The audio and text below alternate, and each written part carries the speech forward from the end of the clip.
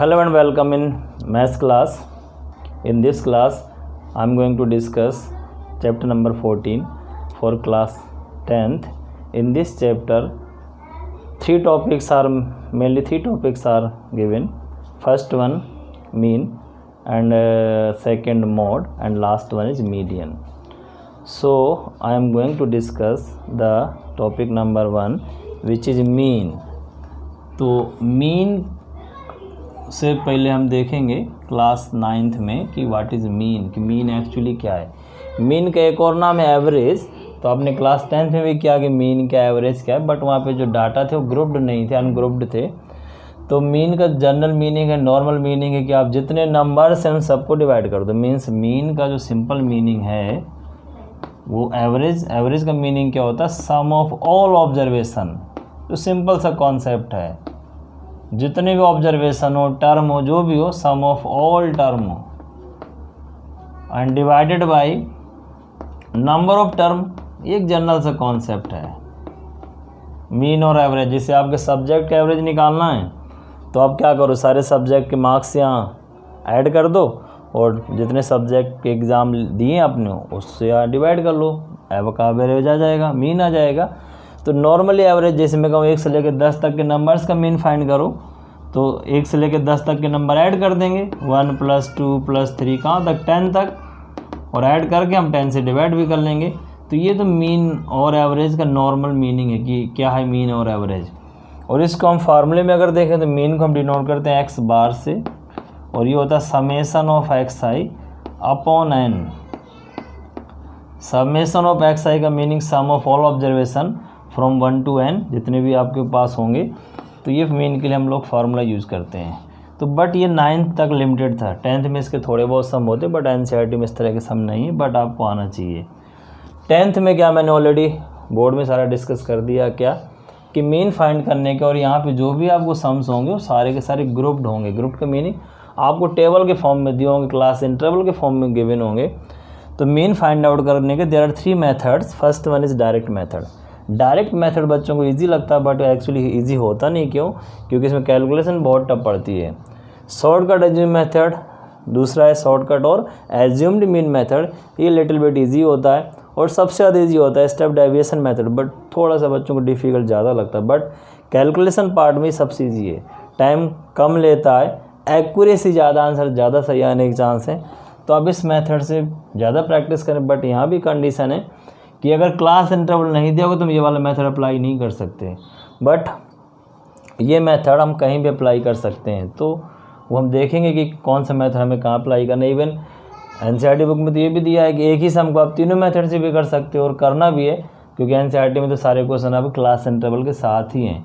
तो ये 3 मेथड्स हैं। डायरेक्ट मेथड में हम क्या फार्मूला यूज़ करेंगे वो मैं यहाँ लिख देता हूँ। तो डायरेक्ट मेथड में, और फिर मैं डिटेल में 1 by 1 चलूँगा सारों में, और मीन के बाद हम नेक्स्ट जो एक्सरसाइज है उसमें मॉड डिस्कस करेंगे, क्योंकि हमारे पास 3 टॉपिक्स हैं चैप्टर 14 में।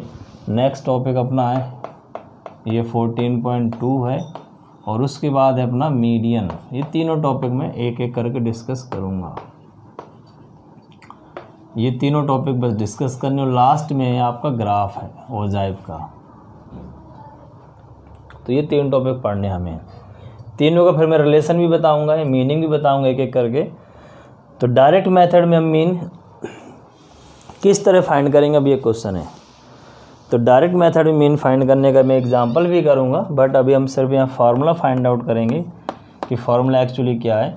तो मीन इक्वल्स टू होता है sigma fi xi by sigma fi। xi क्या, xi के बारे में बात करेंगे, कहाँ से आएगा वो समय बताऊँगा। एज्यूम्ड मीन में जो मीन होगा आपका वो होगा a प्लस, किसी बुक में कैपिटल लेटर में तो वो कोई प्रॉब्लम नहीं, वो आप मैनेज कर सकते हो, सिग्मा fi di और बाई सिग्मा fi। देखो सब में सिग्मा है, सिग्मा का मीनिंग है समेसन, और di यहाँ कहाँ से आएगा, di आएगा xi माइनस a। इसको क्या बोलते हैं, डेविएशन फ्रॉम मीन। किस तरह फाइंड आउट होगा बताऊंगा अभी मैं, बट डी कोई नाम बोले तो आप क्या कहोगे, डेविएशन फ्रॉम मीन। सिमिलरली इसके लिए हम यूज़ करेंगे a plus sigma fi ui by sigma F I और इंटू में एच और कर देना, इतना आएगा। Where U I equals to, ये भी एक तरह का डेविएशन फ्रॉम मीन है बट ये और थोड़ा कम है उससे। क्या ये एक्स आई माइनस ए को हमने डिवाइड करना, एच क्या क्लास साइज, एच का मीनिंग जैसे 0 से 10 है तो एच की वैल्यू 10 होगी। तो ये सम, ये वाला मेथड वहीं अप्लीकेबल होगा जहाँ पे आपको क्लास इंटरवल गिवन होगा। तो these are 3 methods for finding the means. तो इस तरह से हम मीन फाइंड आउट कर सकते हैं इन 3 मेथड्स में से। अब एक हम सम करेंगे इन तीनों मेथड से तो आपको पता लग जाएगा किस तरह करना है। तो मैं एक सम कर देता हूँ फॉर एग्ज़ाम्पल। तो कोई भी मैं सम अपने से ले लेता हूँ और आप एनसीईआरटी से करना चाहो तो आप एनसीईआरटी से कर लो। मैं एक छोटा सा एग्जांपल लूँगा तो आप उससे देख लें और एनसीईआरटी से आप खुद ही करेंगे। तो एक हम एग्जांपल लेते हैं और उस एग्जांपल को हम तीनों मेथड से ट्राई करेंगे। तो फिर आप उसके अकॉर्डिंग ही आप एनसीईआरटी से सारे सम कर लेंगे, कहीं कोई प्रॉब्लम नहीं है। For example 0 to 10, 10 to 20, 20 to 30, 30 to 40, बस इतना ही हमने ले लिया। छोटा सम रखा एग्जाम्पल के लिए क्योंकि उसमें कोई फ़र्क नहीं पड़ता सम छोटा हो या बड़ा हो, फ्रीक्वेंसी होती है यहाँ पे। 1 2 3 देन 7, ये हमने फ्रीक्वेंसी ले ली है। अब हमें इस सम को 3 मेथड से अलग अलग ट्राई करना है। तो पहले हम डायरेक्ट मेथड से, डायरेक्ट तो आपको आता भी है, 9th में किया भी होता है। एक्स आई का मतलब होता है मिड वैल्यू। वो किस तरह से आती है, इन दोनों को हमने, ये क्लास इंटरवल है आपका और ये आपका है फ्रीक्वेंसी एफ आई, इस तरह से लिख दिया जिसको जो लिखना है। तो एक्स आई की जो वैल्यू आएगी वो कहाँ से आएगी, इन दोनों को ऐड करना है। हम इन दोनों का एवरेज लेते हैं, इन दोनों को ऐड किया, 2 से डिवाइड किया तो 0 + 10 10/2 यानी 5 आ गया। 5 आने के बाद इन सब को फिर ऐड करके डिवाइड नहीं करना, फिर आप जितना डिफरेंस है वो इसमें ऐड करते जाओ। तो 5 में से 10 ऐड किया तो कितना आ जाएगा, ये 15। देन यहाँ भी आप 10 ऐड करोगे 25, देन 35। तो ये आपको एक्स आई मिल गया। फिर डायरेक्ट मेथड में बस इतने ही कॉलम होते हैं, एक कॉलम और बनता है और उन सब में कॉलम बढ़ते जाएंगे। F i into x i, f i into x i का मीनिंग इन दोनों का हमें प्रोडक्ट यानी मल्टी करना है। तो 5, ये 30, कैलकुलेशन में थोड़ा सा ध्यान देना चाहिए। 75 और ये 5 का मल्टी 7, 7 5 जा 35, 5 3 कैरी, 7 3 जा 21, 21 और 3 24। अब आप क्या करोगे, इनको आप ऐड करोगे, वो आएगा आपका सिग्मा एफ आई एक्स आई। इनको आप ऐड करेंगे खुद से और इनको भी आप ऐड करेंगे। इस कॉलम को बच्चे कई बार इसको ऐड करते हैं, इसको आपने ऐड कभी नहीं करना। एक तो इसको ऐड करना है तो यहाँ आंसर लिख देना ऐड करके, यहाँ ऐड करके यहाँ आंसर लिख देना। फिर मीन फ्रॉम डायरेक्ट मेथड हो जाएगा आपका। जो ये आंसर आएगा ये ऊपर रखेंगे और डिवाइड में आप रखोगे ये वाली वैल्यू और आप डिवाइड कर लेंगे तो 100% आपका आंसर सही आएगा। तो अब कैलकुलेशन वाला पार्ट खुद करेंगे, मैंने कैलकुलेशन वाला पार्ट छोड़ दिया है। अब इसी सम को मैं चलूँगा सेकंड मेथड से, क्योंकि करूँगा अगर फिर तो टाइम काफ़ी होगा, वीडियो भी बड़ा हो जाएगा। तो आप ये काम कर सकते हैं। नेक्स्ट मेथड में क्या चेंज होगा वो देखें। नेक्स्ट मेथड में जो जो चेंज होगा, एक तो ये वाला कॉलम आपका नहीं होगा। तो अब क्या होगा वो देखते हैं, क्योंकि उसके फार्मूले में डी आई आ रहा है। तो डी आई किस तरह निकालते हैं वो पहले हम समझेंगे।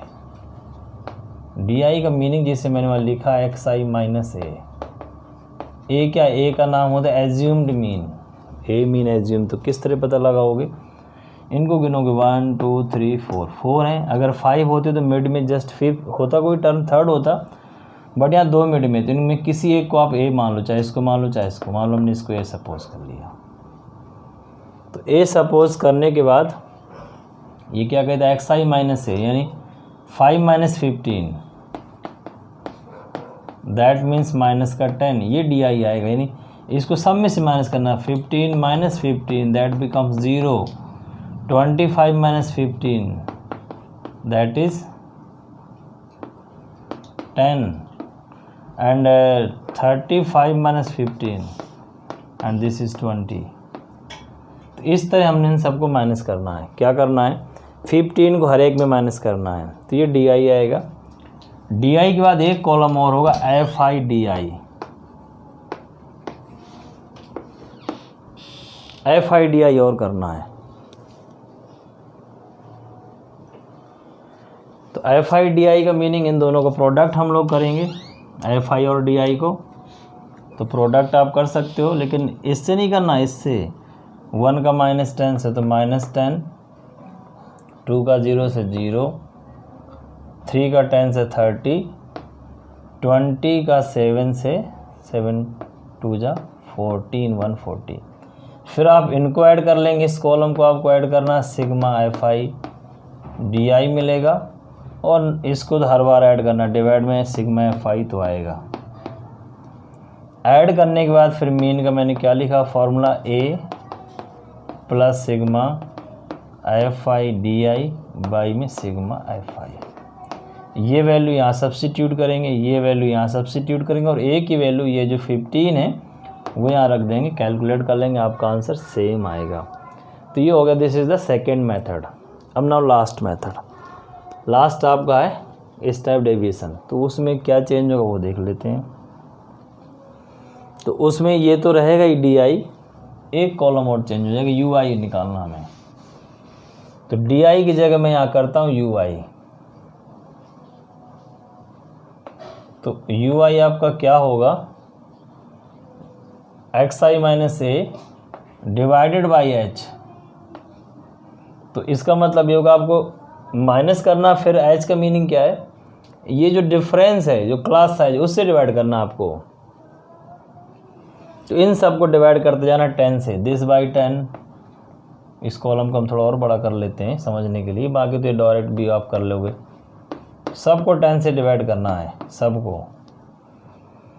तो ये आएगा -1, ये यू आई की वैल्यू, ये 0, ये 1 और ये आपका 2, ये आंसर आएंगे यू आई के। उसके बाद फिर एक नेक्स्ट कॉलम बनेगा, कॉलम देखो उतनी है, यहाँ बन जाएगा F i into you I. Main calculation यहाँ पे, तो मैंने शुरू में कहा था ये क्यों ईजी है, क्यों, एक बार आपको पता लग गया शुरू में क्या आ रहा, फिर सीक्वेंस में चलेगा, -1 देन 0 फिर 1 2। अगर 3 से शुरू होता -3 तो -3 -2 -1 0 1 2 3, इस तरह चलता। तो ये आपको बार बार नहीं निकालना, थोड़ा प्रैक्टिस के बाद ये बहुत ईजी है। फिर F I you I 1 into -1, 1 into ये कॉलम का इस कॉलम से -1, इस कॉलम का इस कॉलम से 0, 1 इंटू 3, 2 इंटू 7, देखो 14, कितना छोटा सा हो गया। फिर आप इसको समेशन करोगे,